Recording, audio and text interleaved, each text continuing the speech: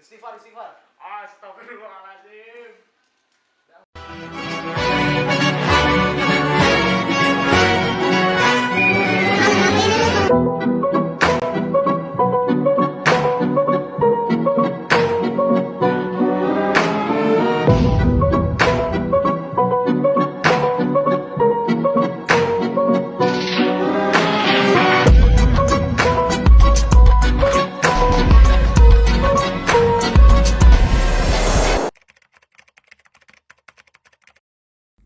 Ciri umum yang selalu disebut-sebut pada masyarakat Arab, suku Quraisy.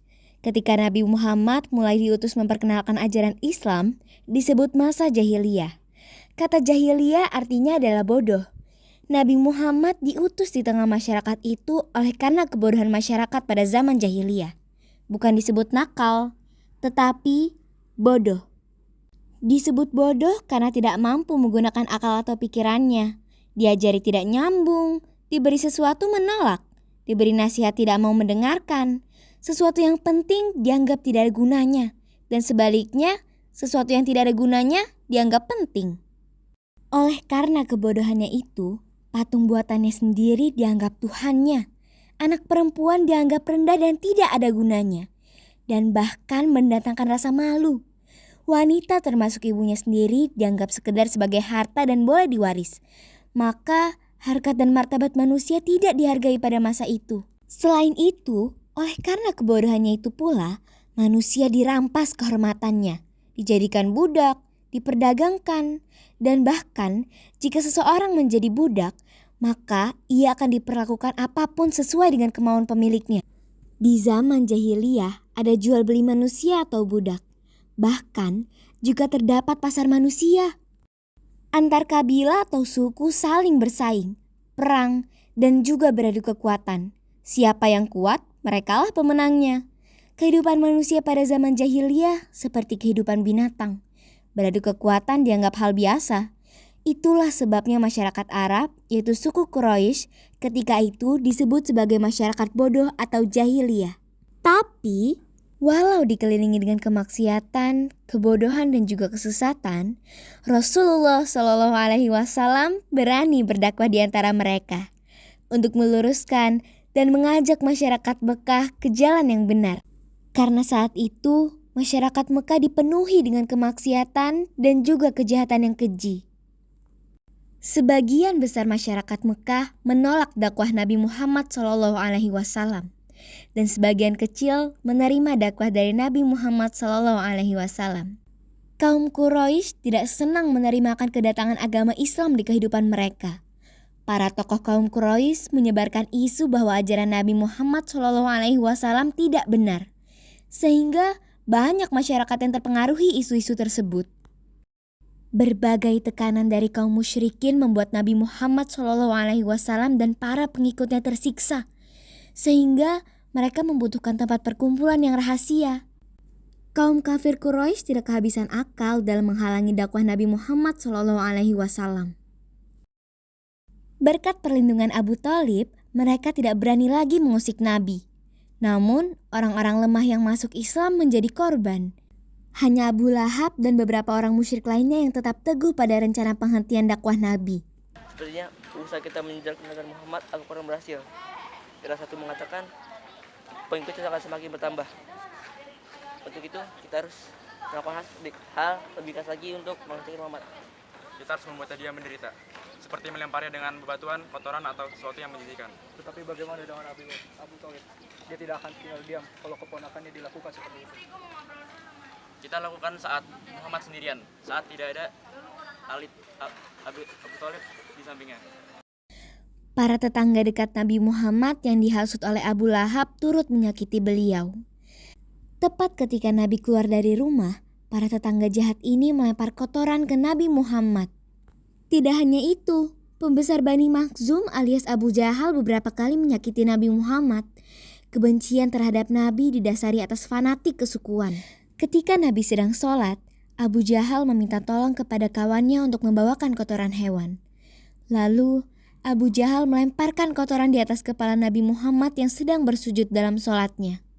Setiap kali mendengar kabar bahwa ada orang yang masuk Islam, Abu Jahal tidak tinggal diam. Jika mereka dari golongan orang terpandang, maka Abu Jahal menjanjikan sejumlah uang. Hei, untuk apa kalian masuk Islam? Lagi pula nggak ada bukti kalau Muhammad adalah ajaran yang benar. Lebih baik kalian menghabiskan waktu kalian dengan bekerja. Aku pun bisa membantu kalian jika kalian kesulitan dalam hal keuangan. Benarkah itu wahai Abu Jahal? Naam, tapi dengan satu syarat. Jauhi Muhammad dan para pengikutnya. Sebaliknya, jika mereka adalah kaum muslim yang lemah, Abu Jahal akan turun langsung untuk menyiksanya. Ya Allah, hanya kepada Engkau aku berserah. Aku tidak akan mau berhenti sampai kamu mau keluar dari Islam. Demi Allah, aku tidak akan meninggalkan Islam. Beraninya kamu melawan aku. Dasar budak tak tahu diuntung. Nabi Muhammad yang setiap hari mendapat laporan tentang penyiksaan kaumnya merasa sedih dan hatinya terluka. Saat ini keadaan kaum muslim belum cukup kuat untuk melawan. Wahai kaumku, untuk saat ini aku sarankan kepada kalian untuk menyembunyikan keislaman kalian. Bersabarlah sebentar lagi sampai kita mendapatkan kekuatan untuk melawan mereka. Lantas bagaimana dirimu Rasul? Aku akan tetap berdakwah secara terang-terangan sesuai perintah Allah Subhanahu wa taala. Assalamualaikum. Waalaikumsalam ya Arkom. Duduk. Ada apa wahai Arkom datang pagi-pagi sekali? Wahai Rasul, aku ingin menyampaikan sebuah usulan. Semoga usulan ini bisa membantu umat muslim. Katakanlah wahai Arkom. Aku berniat ingin menjadikan rumah peninggalan ayahku sebagai tempat engkau berdakwah dan mengadakan perkumpulan. Hanya ini yang bisa kulakukan sekarang wahai Rasul. Niatmu baik sekali wahai Arkom. Aku senang mendengar itu dari pemuda sepertimu. Cerdas ya Arkom, di sini kaum Quraisy tidak akan menemukan kita. Pasti mereka mengira kita mengadakan perkumpulan di tempat yang jauh dari Mekah. Benar sekali. Mereka pasti tidak terpikir bahwa akan terjadi pertemuan di rumah Arkom. Terima kasih wahai sahabatku. Selama kurang lebih 3 tahun, Rasulullah dan para sahabat menggunakan rumah Arkom untuk beribadah, berbicara tentang Islam, dan membicarakan tentang strategi dakwah. Jumlah orang yang masuk Islam makin meningkat karena keahlian Rasulullah dalam berdakwah, jadi hati mereka lebih condong ke Islam. Setiap orang yang berbicara kepada Rasulullah SAW, hati mereka merasa senang dan tenang.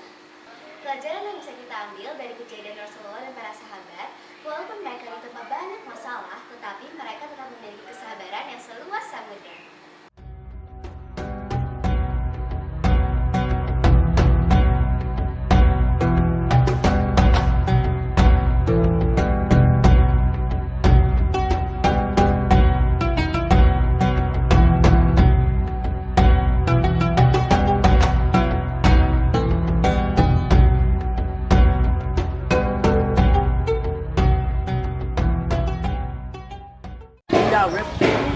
Apa sih?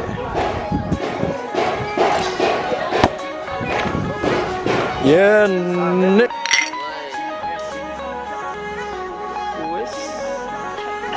Bentar gak kelihatan. Maksud. 1, 2, 3. Hei, untuk apa kalian masuk Islam? Lagi pula. 3.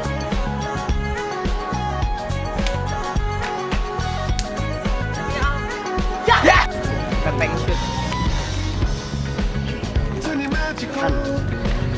Kan dia.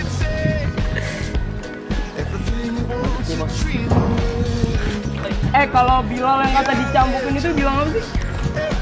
Bilal dicambuk. Yang Bilal itu minrobah tadi.